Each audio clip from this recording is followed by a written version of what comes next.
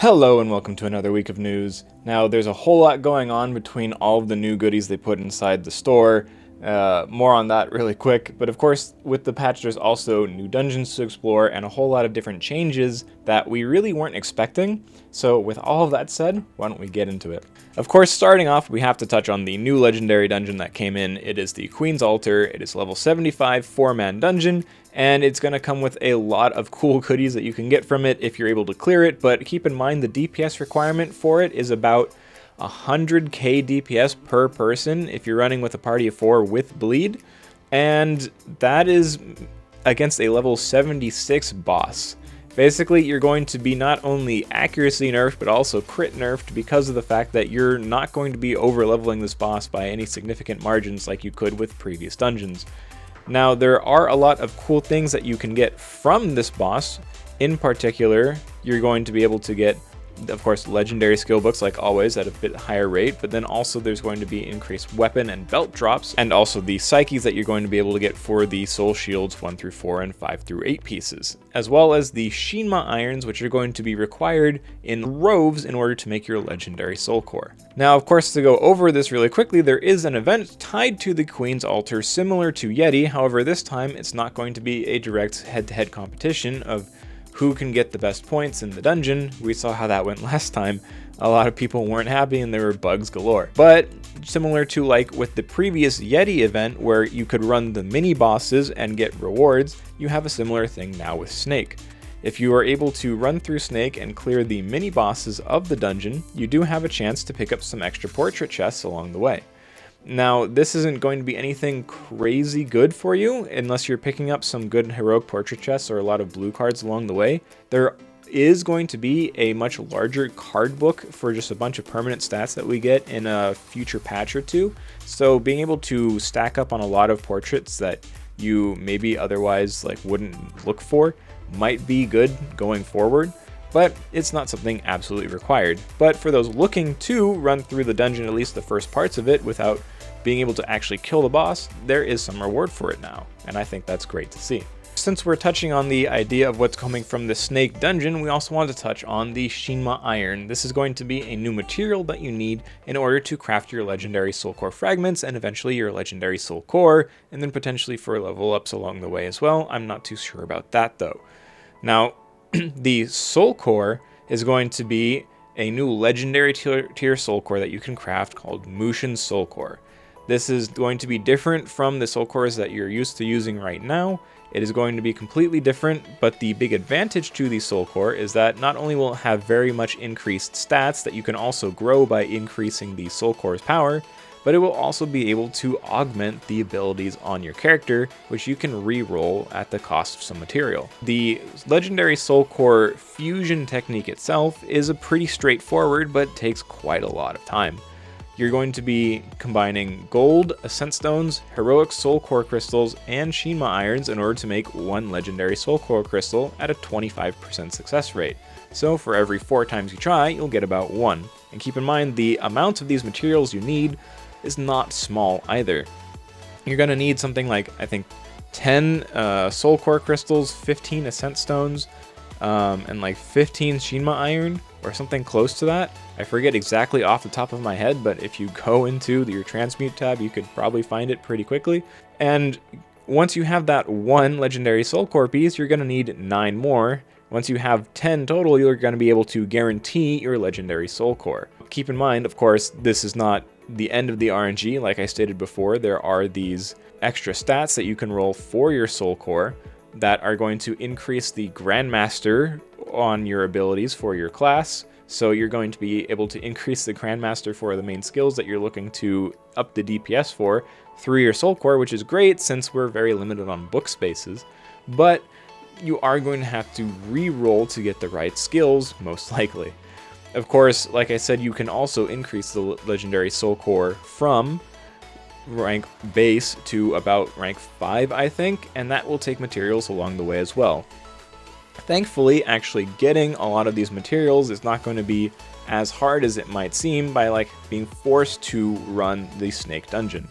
If we look at the patch notes from a little while ago, there is actually something that I do want to highlight, and that is the fact that the soul core essences are added to the heroic dungeons for the Silverfrost area. So if you're running Interior, Gardens, Nexus, Upper or Lower, you're going to be able to get this Soul Core Essence as a drop. This Soul Core Essence is rolled at a wheel over in the Zawe Merchant's little town square there, and it does give you a chance to pick up green, blue, and purple Soul Core fragments, as well as some Shinma Irons, of course at very reduced rates. You're going to have to stack up a lot of these in order to actually get the materials you need. It will be better to just be able to run the Snake Dungeon and get a lot of the materials that way, but for people looking to get a whole lot of Soul Core fragments to keep upping the amount of purple fragments that they have, or to just hopefully luck out on getting the Shinma Irons, etc., that is the way you're going to do it. You aren't forced to run legendary dungeons to get the legendary Soul Core, it's just going to be quite a grind to get there by running purples.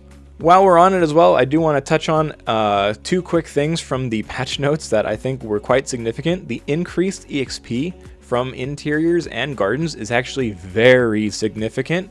The daily now gives you about 46,500 experience, and that is crazy. By running both Interior and Gardens daily, just once each, you're going to be able to get 100,000 EXP, and most people should be able to do that once they have some character progression going forward. No longer do you need Nexus in order to get huge EXP gains just by running through dailies. Of course, being able to run Nexus helps, but doing this will definitely help people really shotgun past those early 50 levels or so until you're able to hit like mid 60s to above. The other thing I want to highlight here are the Ancient Lunar Meadow changes. Now these were touched on in these patch notes, but they weren't really fully explained well, but we do know now the level 55 area is now basically completely converted to level 70 mobs, so there's more room for people to grind really hard now that Ancient Lunar Meadow is entirely just level 50s, 60s, and 70s. Now, of course, the level 60s are going to occupy the main, upper part of the area. The level 70 mobs are going to be where the level 55s were normally, and still have that little spot over in between the 60 mobs as well. The 50 mobs are still just going to be that little area right when you enter for anyone new coming in, but of course we expect most people to be running those level 60s until they start getting up to the point where they want to be running level 70s at about level 70, 71.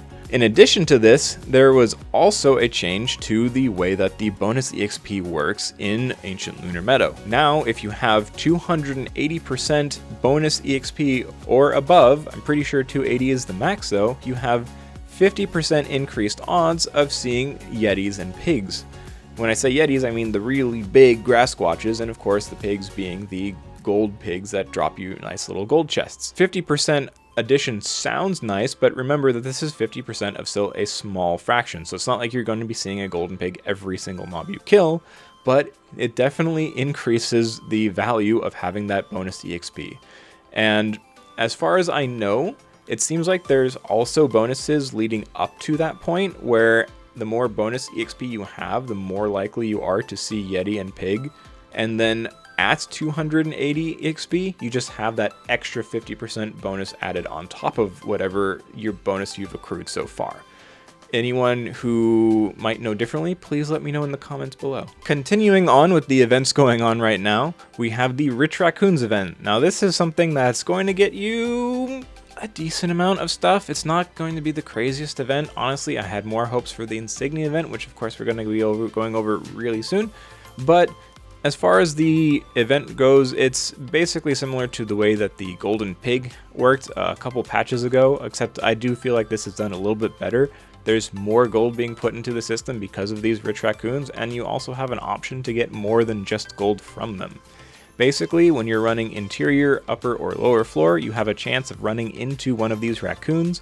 It's a pretty good chance because you end up with 40 or 50% ability to appear on the small little Rich Raccoon, and the Mighty Rich Raccoon, which gives you some extra bonus goodies, is about a 10% chance every time. Now, the rewards that these guys give you are going to be either gold chests or EXP from the regular Rich Raccoon. Now, this is actually nice because it gives you the option to choose. Keep in mind that the regular XP charms that you can get from this guy only work up to level 65, so you can either just speed run through Sogan's interior all day, or Nexus if you're able to do that at sub 65, and just accelerate your growth really quickly up until that point. Or if you're past that point, you just go straight for the gold chests, which will reward you for a couple extra gold per run.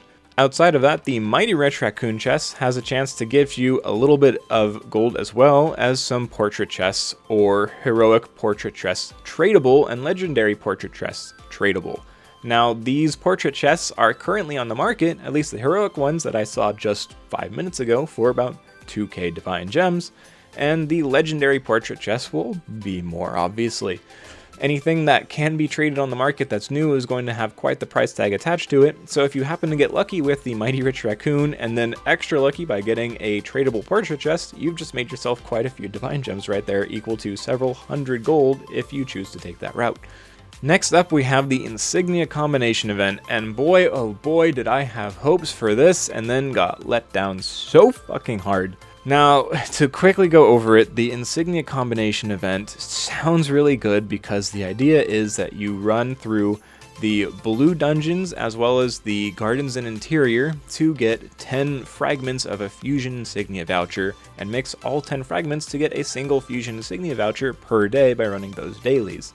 Now, with that insignia voucher, you are supposed to get rid of all the gold costs for a combination insignia fusion, whatever you want to call it, and unfortunately, it just didn't pan out that way.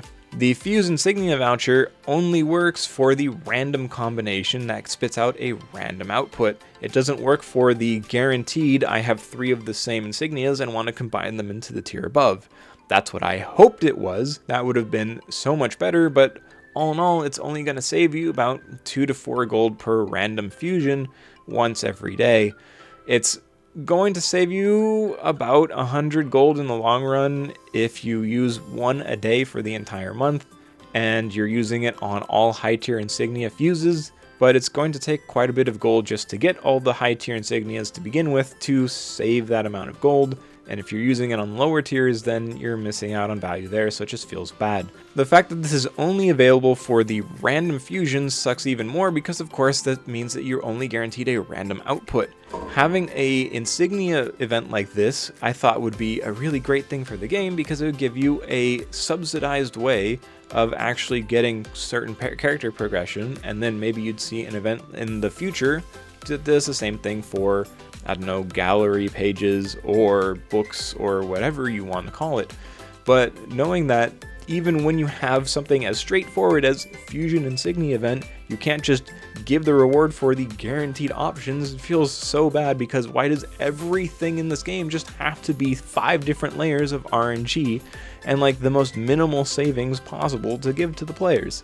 Now, there is one nice thing about this event, and that is that on Wednesdays, Saturdays, and Sundays, there will be push rewards given for superior and heroic insignia chests, so you will at least be building up on your insignias that way. For free, no cost, you just be logged in, or maybe not even logged in that day, you'll just have it in your account as long as your account's active. Other than that, this event is definitely a little disappointing. Like I said before, and already lamented on, I really do wish that this was more of a thing based on actual guaranteed character progression rather than just random spat outputs with insignia fuses that a lot of people don't even care about anyways.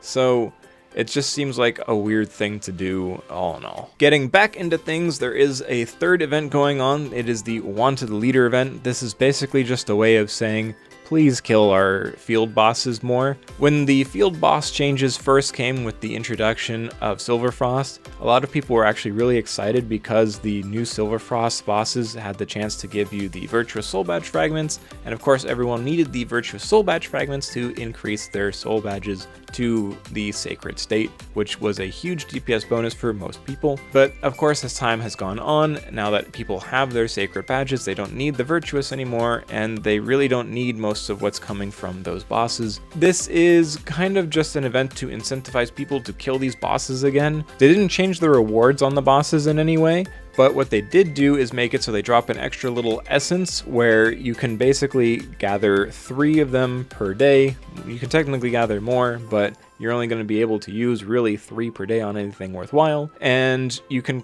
use one of each from Silverfrost and Moonwater to exchange for a Leader of the Pack treasure pouch. This Leader of the Pack treasure pouch has a chance to just give you a bit of extra gold.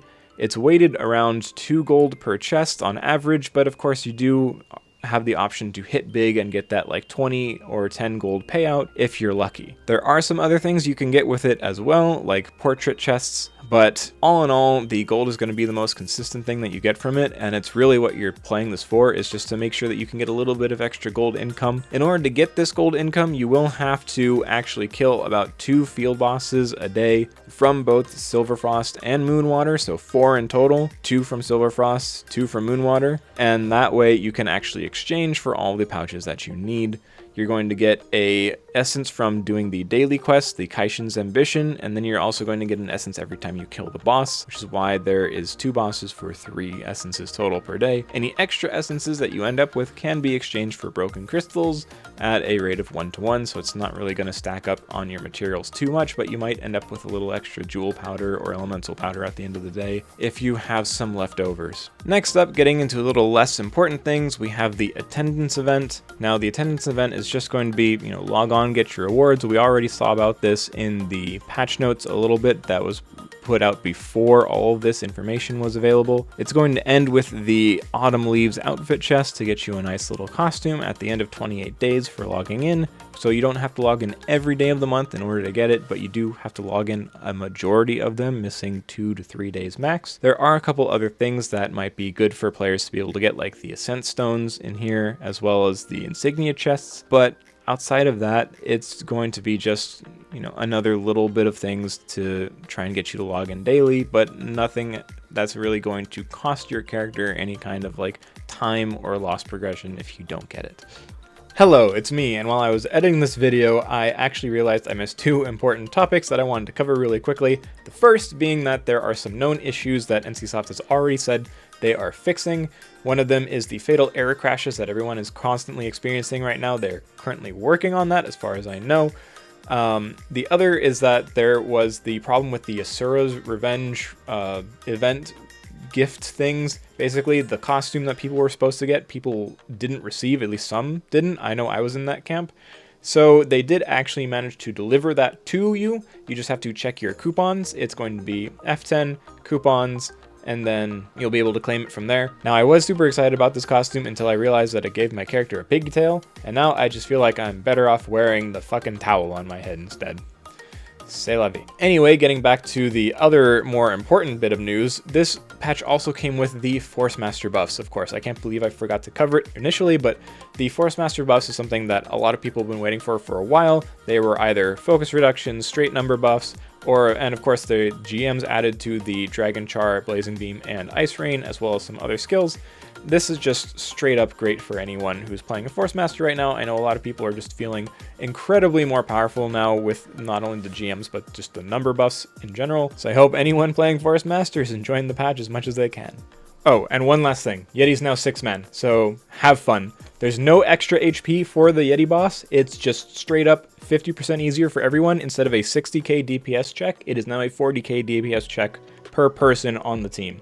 So it's still 240 DPS for the team total, if you have bleed, that is. So have fun running with more clanmates and getting more people in those Yeti runs, because we've got Snake now. And finally, we're at the actual big news of the entire patch, which comes in the form of the paid boxes that you can get. Now, of course, it's paid in the sense that you pay divine gems for them. You don't actually have to pay real money if you've been grinding, at least not if you're in the US. However, in other regions like Taiwan, they are in Ncoin. At least some of the boxes are that we're going to be going over, and my deepest condolences for those free-to-play players who are in those other regions. But thankfully for the EU and NA players at least, they are all in Divine Gems. You can grind for it yourself by selling stuff on your marketplace, usually going to be gold at this point, especially if you're free to play. Without rambling too much on it, they actually only have Hajun's Tome mentioned in the patch infographic and the patch notes. Now, Hajun's Tome is actually very different this time because you have the option to get quite a few interesting things with the essence, but the big story is that the essence that you get in order to combine all the good stuff from Hajun's Tome is tradable. This means that you can get the box, open it for the portrait chests and the insignias and the skill book fragments and all of that. And then you can sell the essence that you get if you don't want to actually combine it and take the gamba there to practically refund your purchase. I know a day or two ago, these essences were basically selling for the price of the box. I'm sure that they're going to be a bit lower by the end of the day, but you're still going to get back quite a bit of your return if you're just selling the essences back after getting all the other goodies. Now, for those who do want to partake in the Essence Emporium fragment exchange, whatever you want to call it, there is one particular thing that of course catches everyone's fancy, and that is going to be the skill book selection chest. Now, the skill book selection challenge chests, you combine 10 fragments in, so if you're buying all 20 Hajuns, you can make 2 of these, and this has a 5% chance to get you a legendary skill book. But here's the catch, this time it's actually a selector. So while it is bound and you only get 1 page from it, the fact that it is a selectable completely invalidates that, because of course you're going to get the skill that you need, and it's going to be a huge boon for you. I know some people who are lucky ducks and manage to get 1 or even 2 of these boxes from Hajuns. However, even if you're not lucky enough to get the legendary skill box selection chest, you do at least get 50 purple pages to give you a chance at transmuting a legendary book as well. Of course, the chances of transmuting a legendary book out of 50 purple pages is going to be 5% chance. But basically what that means is you have 2 times 5% chance to get a selectable legendary skill book, and even if you fail those 2 times 5% chances, you have 2 more 5% chances to get a random legendary book that you craft yourself with the cost of a little gold. All in all, this is a huge welcome change.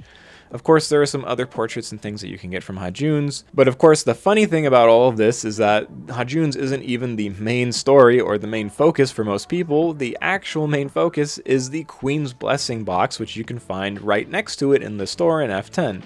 The Queen's Blessing box can be bought 10 times and is 250 gems per, which means it's going to cost you 500 gems more than your battle pass. And here's the kicker, it can also get you a legendary skill book, but it is giving crazy amounts of legendary skill books. You actually have people making either multiple accounts or going around on other people's accounts and buying these things for them, because so many people are hitting legendary books off of this stuff, and they're random but they're tradable. So that means the entire market has now been flooded with legendary books, at least in NA and EU. This is huge because not only are so many people getting their upgrades that they want, but a lot of people are also maybe not getting a legendary book that they need, but now getting their accounts filled with a whole lot of extra gems because they hit a 30 or 40k trash book off of a 2,500 gem investment, which is really, really good for a lot of player progression. Now, of course, this really, really sucks if you're in the part of people who didn't get a legendary book. I can say I'm definitely one of those people. Not only did this box give me fuck nothing for the book, but it gave me fuck nothing for anything else. But regardless, this is still something really positive for the entire server as a whole, because with so many legendary books and purple books, therefore flooding the market as people replace their purples with legendaries, you have the cost of just everything coming down. A trash book on an A used to be about 70,000 gems. Now, trash books are hovering around 20,000 gems. This means that for the cost of getting Hajuns, you can instead buy a trash legendary book and take the gamba of dismantling it into pages and spending 500 extra gold, which is, at least right now with gold cost, roughly 2,500 to 3,000 gems worth of gold, to re-roll it into a different legendary book. Now, this is really great actually, because it means that if you're saving up for Hajuns, but you actually don't want to take the 5% gamba, or 4 times 5% gamba, I should say, you can instead just get a trash legendary book and just work on re-rolling that with a bit more consistency. Of course, you do have to be worried about getting a 3-page dismantle, which would be super disheartening, getting the extra legendary page or 2 as backup, if you happen to be lucky enough to pull one out of the Crimson Skillbook fragments from Battle Pass or Hajun's previous or even current, would be ideal before you go for something like that, so that way that insurance exists for you. But regardless, it at least gives players a much more meaningful way to progress and get the legendary books that they need now because of this market saturation. Now, I don't know whether the prices of these books are going to stay down or if everyone is just flooding the market now, and then once people stop buying these things, it's going to go back up a little bit. But it will definitely never be as high as it was ever again. In fact, I don't see it slowing down as much because, once again, these can be bought off the store for 250 divine gems a pop, 2,500 divine gems for the entire set of 10. And what we see is people just making new accounts, logging in with a single level 45 character and infusing that account with $25 worth of gems, and then rolling these boxes and just doing it over and over again, because of course the boxes also give gold. Now, the gold itself is devaluing by the day because of the fact that so many people are doing this and getting gold and trying to sell it in order to get all this other stuff. But also that gold is a bit locked if you're on a new fresh level 45 character, so just keep in mind that if you do make new accounts to try to roll for these legendary books and you have all this extra gold sitting on these characters, you do still need to raise them to level 55 before you can sell that gold back on market. So it's not going to be an immediate return for you, and the price of gold is devaluing by the minute. But with all this said, this is still, I do believe, a very good thing for the server as a whole. I do very much like to see that a lot of these big ticket items are becoming more affordable for people. So even if you are someone who is spending very little amounts on this game but does still put in some money here and there, it is much more reasonable to be able to afford these things now than it was previously, and it'll only get cheaper. Of course, we're all going to need to get a lot more power moving forward, because not only does Yeti and Snake basically require you to have legendary books in order to run them on top of all the massive levels and other good gear that you have to upgrade, but raids are around the corner. KR got their raids right after they got Snake, and we're about a month away from that. Now, we don't know if we're actually going to see that same timeline. Of course, they had this happen around their 1-year anniversary too, and our 1-year anniversary is in February. But if we're going to have 3 months between getting Snake and then having our 1-year anniversary, then what was the point of all this catch-up that we were doing to begin with? You know, there's a whole lot of questions around how that's going to work out, of course, but, you know, I'm sure they could just bullshit it and say it's like Christmas presents or whatever for us instead. But regardless, we are looking at having raids sooner rather than later, and you're going to need quite the power level in order to participate in that. Now keep in mind that there was also a legendary selector box that was in something similar to a Hajun's thing given out in Korea back when they had the release of the raids, as well as a free random legendary box given to players too. So you might be able to hold off for a month if you don't feel like taking the risk on Hajun's, and see if you can get lucky from the random legendary book that we might get, or might not, no one knows at this point, but might get once that patch comes out. And even if that doesn't happen, maybe we get a Hajun's with the legendary selector in it, and you might want to have all your gems saved up for that instead. Either way, Hajun's this time around, while something that can give you really, really good returns, seems like much less of a necessity than it was previously. Previously, Hajun's was the best way to get legendary books, but now it seems like the best way to get legendary books is either just save up that amount and roll trash ones, or to take the gambit on the Queen's Altar blessing chest, whatever it is, and do it that way instead. However you choose to go about it is none of my concern, so have fun however you choose to do it, and yeah, I look forward to seeing everyone with a little yellow dot in their inventory sometime soon. Anyway, that's going to do it for this week's news. It is a new month, which means new codes, which means we are back to running the Bestie Battle giveaways. So if you are the first to find the Bestie Battle in this video, please comment the timestamp of it below so that way I can get you your code. Remember, it only goes to the first person to find it for each video, but it will be in every long form video that I do for the rest of this month. If I put out shorts, I will probably be omitting it from those, but we'll see. Either way, I'll always put it in the comments whether or not the giveaway is active, so keep a lookout for that, and I will see you in the next one. Good luck. Peace. There's a new Twitch reward that I put on my channel that I might regret. But basically, if you have enough points and you want to redeem it, I will narrate a thing for you for the end cards for these videos. Here's this week's from Proxzyttv. Remember, to be a great BNS player, you have to play in first person.